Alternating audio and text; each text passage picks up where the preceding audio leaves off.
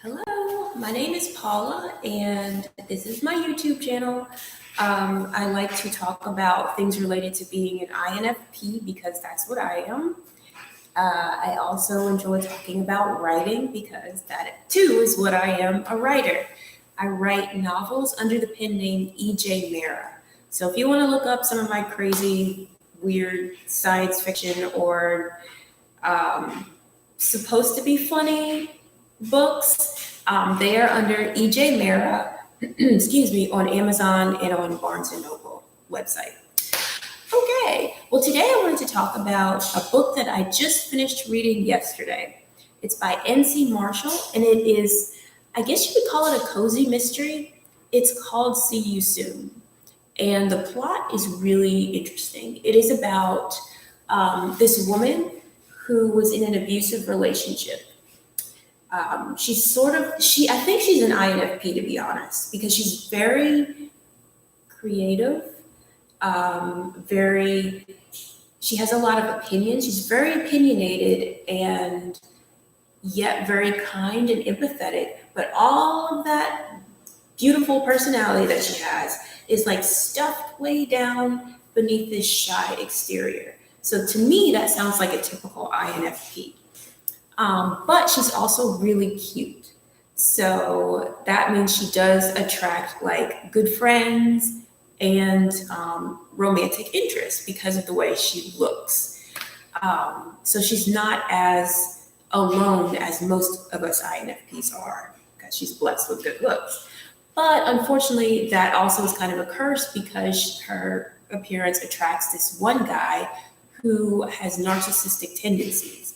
He's probably a narcissist. And he ends up, they end up in this really abusive relationship. And she cuts ties with him, but after she cuts ties, she realizes that she's pregnant with his kid. So she never tells him that she has a child with him because she's afraid of him. And she raises her child, and years pass, and all of a sudden, the town where she used to live, where she had that abusive relationship and everything, one of her friends from way back then contacts her and is like, hey, I really need help. I'm scared for my life. Can you please come back to town and help me? So she's afraid to go back because her abusive ex still lives there. Even though it's been years, she's afraid that if she goes back, he might see her and then he might try and stalk her again. And he might find out that she has a child with him that she's been raising and she hasn't told him about the child. So she's scared, but she also wants to help her friend. So she ends up going back to the town. And there's this huge mystery when she gets back there because she can't find her friend. She has no idea where her friend is. But while she's searching for her friend, she finds these little clues, like maybe letters from her friend or something that makes it seem like her friend knows she's there and wants her to be there, but can't talk to her in person for some reason. So it's really weird. You follow this main character as she's following a trail of breadcrumbs from her supposed friend, who wanted to get her back in town for some reason, and who feels like her life is in danger for some reason.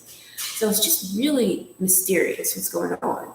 Now, I actually mentioned this book in my YouTube video yesterday because I was like, from the third chapter of the book, I knew what was going to happen by the end. I knew that it was really her abusive ex who was pretending to be her friend, and I thought I was so smart. Well, not really that smart. And this writer was excellent. I gave this book 5 stars because the plot, I thought it was obvious, but the plot was actually very complex. It was so complex that it was a real mystery.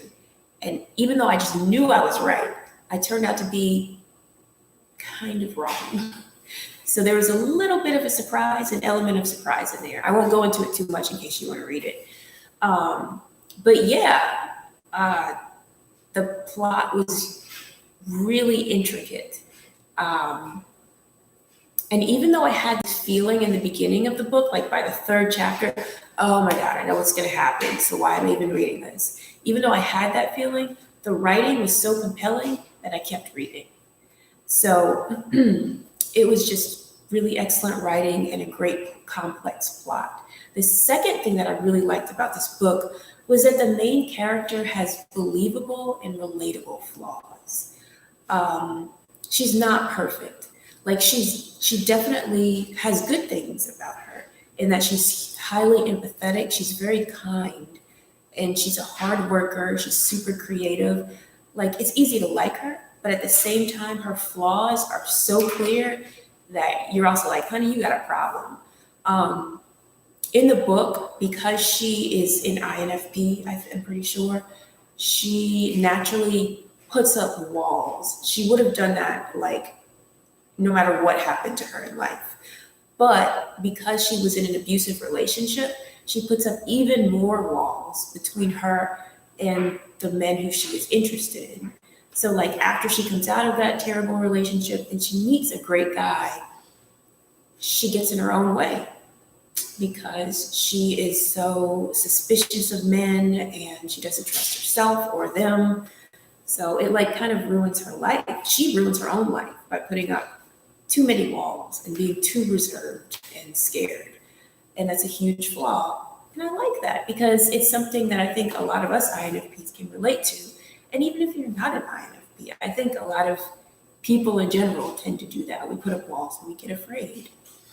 So yeah, a good character development. The writer had a knack with character development and helping us to see the characters good and bad from the outset of the book. And then throughout the book, you see her going through ups and downs with her flaws. And by the end of the book, you see her get to a better place. The third thing that made this book really good was that it switched perspectives frequently. Now, there are a lot of books where this is done and it's not successful. It just doesn't work in every book. In fact, I think most books do pretty well with just one or maybe two perspectives. But it worked well for See You Soon. Excuse me, there's a gnat in here. Because the main character is kind of depressed. And sometimes it can be a little tedious to be in the head of someone who is just really depressed for a good chunk of the book.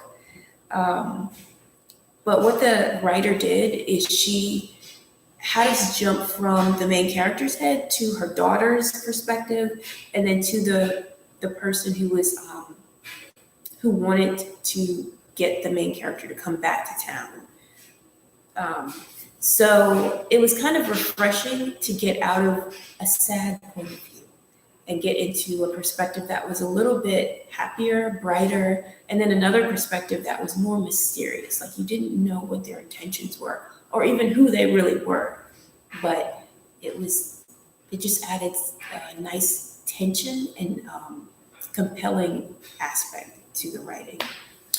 Also, it made you think like, okay, it gave you a wider perspective of the story. So you were like, okay, I see what's happening over here right now. And the main character who's over here doesn't even know about this. So when she gets over here and she finds out what's going to happen, that's going to be amazing. And it made you like want to turn the page and see what would happen next. So yeah, I would give See You Soon 5 stars for sure. It had a nice complex plot, a really well-developed main character, and I liked that it had several different perspectives for us to read from. The one thing that I would think could have been a little bit better maybe was the pacing.